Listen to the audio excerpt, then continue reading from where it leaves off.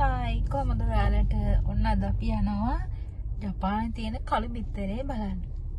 එහෙනම් යමු අපිත් එක්කම ඔයාලා. අපි ගියේ සමර් වැකේෂන් එකේ නිසා මේ කළු බිත්තරේ බලන්න යන ගොඩාක් සෙනග හිටියා. මාර ට්‍රැෆික් එකක් තිබ්බේ.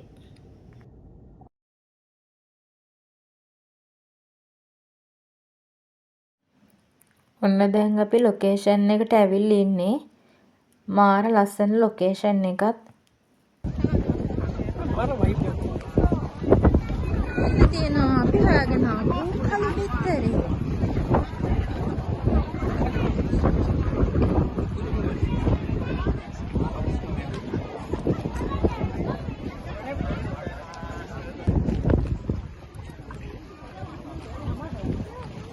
මෙතන ඔයාලට පේනවා ඇති හොට් ස්ප්‍රින්ග් තියෙනවා. මේ වලින් තමයි බිත්තර තැම්බෙන්නේ. සල්ෆර් සහ අයර්න් වලින් තමයි මික්ස් වෙලා තමයි මේක හැදෙන්නේ.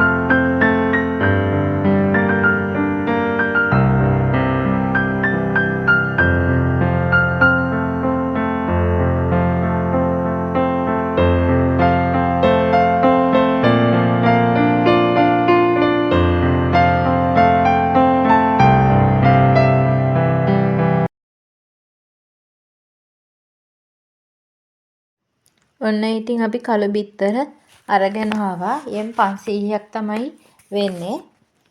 බිත්තර 4ක් එයාලා දෙනවා.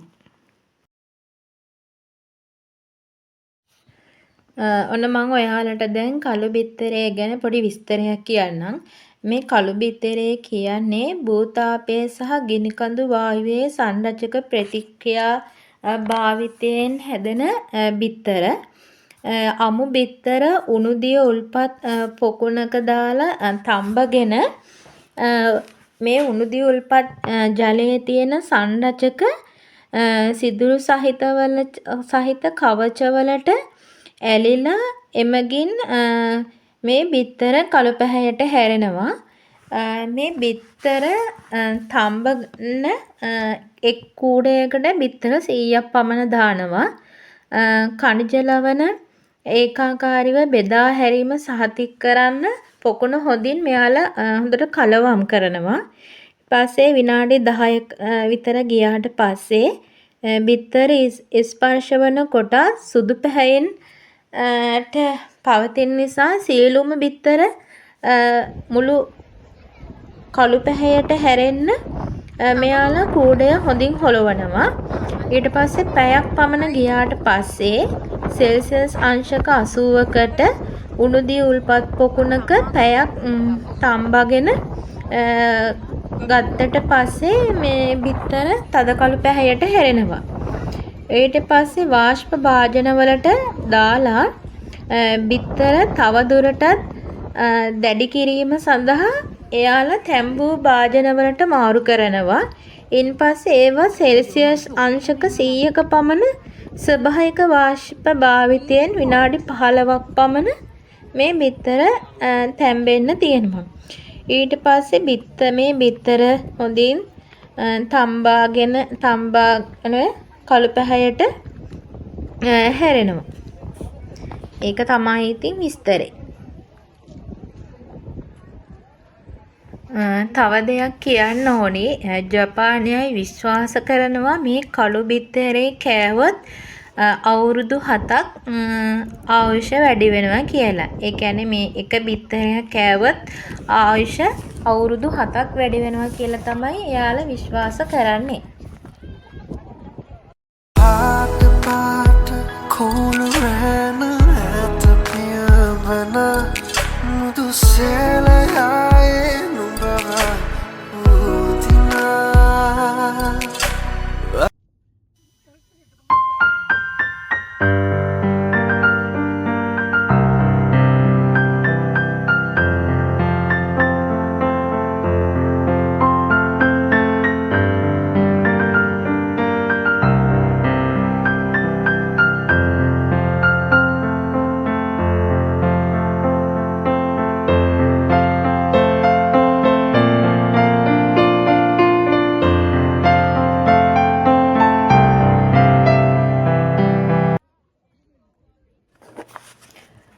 ඔන්න දැන් අපි යන්නේ අශිනකෝ විල ළඟ තියෙන ඉතාමත් ප්‍රසිද්ධ ඓතිහාසික ස්ථානයක් වන හකොනේ ශ්‍රයින් එකටයි. මේ පන්සල ජපානයේ අවුරුදු දහසකට වැඩි ඉතිහාසයක් තියෙන පැරණි ශින්තෝ දේවාලයක්. මේ පන්සලේ විශේෂත්වය වන්නේ ඉතිහාසය විතරක් නෙවෙයි, මේ දේවාලයට යන මාර්ගයේ දෙපැත්තේ තියෙන අවුරුදු 600 800 අතර පැරණි දැවැන්ත සීඩර් ගස් නිසා මේ පන්සලට ඇතුළු වෙනකොටම හරිම නිහඬ සාමකාමී සහ අධ්‍යාත්මික හැඟීමක් දැනෙනවා. මේ ස්ථානය සංචාරකයන් අතර ඉතාමත් ජනප්‍රියයි. මේ පන්සල වාසනාව, නරක දේවල් වලින් ආරක්ෂාව, ජයග්‍රහණය, ගමන් බිමන් වල ආරක්ෂාව සහ සාර්ථකත්වය සඳහා ආශිර්වාද ලබා දෙන ස්ථානයක් ලෙස ඉතාමත් ජනප්‍රියයි.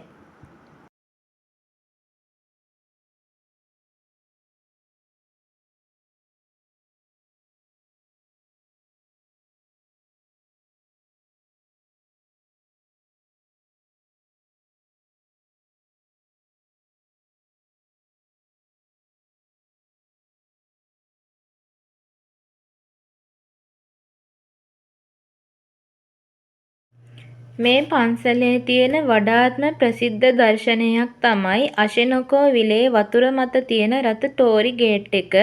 මේ පීස් ටෝරි හෙවත් සානය ටෝරි ලෙස හඳුන්වනවා.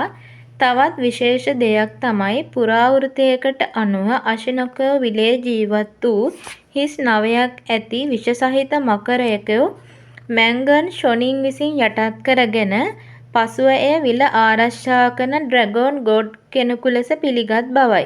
මේ මැන්ගන් ෂොනින් කියන්නේ මේ පන්සල ස්ථාපිත කළ භික්ෂුවයි. ඉතින් ඔයාලා කවදා හරි හකොනේ එනවා නම් අශිනකෝ විල වගේම හකොනේ ශ්‍රයින් එකටත් අනිවාර්යයෙන්ම එන්න. මේ පීස් ගේට් එක ළඟ ෆොටෝස් ගන්න ගොඩක් අය ඉන්නවා. විශේෂයෙන් මේ වගේ සමර් වැකේෂන් වලදී ගොඩක් දිග නිවාඩු තියෙන දවස්වලට මෙතන ගොඩාක් සෙනග ඉන්නවා. පෝලිං වල ඉඳලා තමයි මෙයාලා මෙතන ෆොටෝ ගන්නේ. ඒ තරම් මෙතන ගොඩක් සෙනග එනවා මේ පන්සල බලන්න සහ විශේෂයෙන් මේ තෝරි ගේට් එක බලන්න.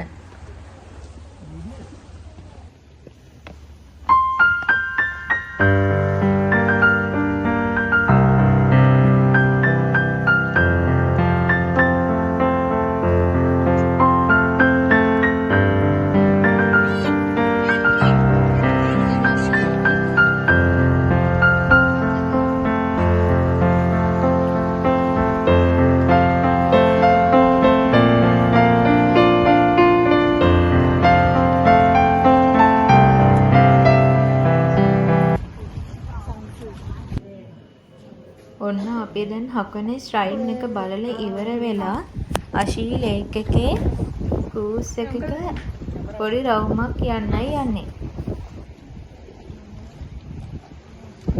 ඔන්න එයා එනවා.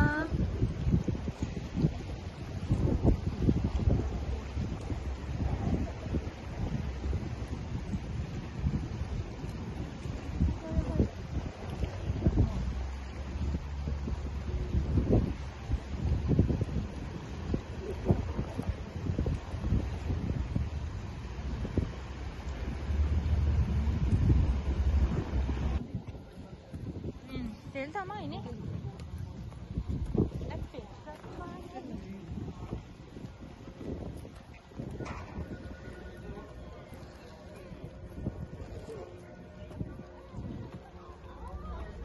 අශී ලේක් එක කියන්නේ හකුනේ ප්‍රදේශයේ තියෙන ලස්සනම ස්වභාවික ස්ථානවලින් එකක්. විල වටේ තියෙන කඳු හරිත වනාන්තර සහ නිස්කලංක වටපිටාව නිසා ක්‍රූස් එකේ යනකොට හරිම සුන්දර දර්ශනයක් බලන්න පුළුවන්. මේක ඔච්චිලාවකුත් තියෙනවා.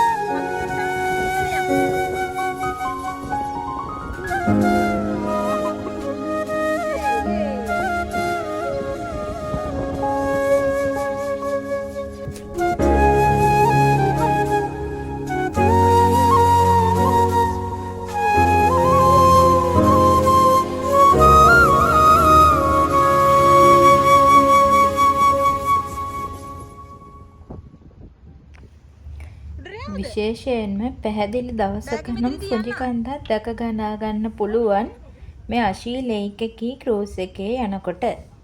ඉතින් හකුනේ ආවොත් අශී ලේක් එකේ ක්‍රූස් එකක යන අත්දැකීමත් අනිවාර්යයෙන්ම විඳ ගන්න. ඒක ගොඩක් වටිනවා.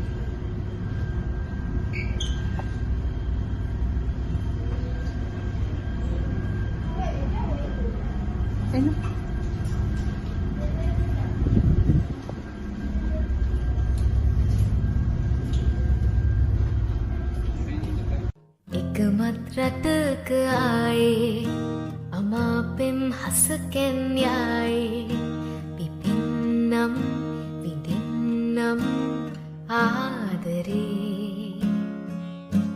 වයන්නම් හදවිනාවේ සුපෙම්බර ගී සංසාරේ සොයන්නම් සිඹින්නම් නැති වූ ආදරේ ගිලන් වෙලා සඳත් නෙදා හොයන්න බලන්න කවුරුත් නෑ තුරුල් වෙලා ලවන්තෙමු මගේ කුමරු ගිලන් වෙලා සඳත් නෙදා සොයන්න බලන්න කවුරුත් නෑ තුරුල් වෙලා ලවන්තෙමු. මේ ඈතින් පෙනෙන්නේ හකොනේ ශ්‍රයින් එක.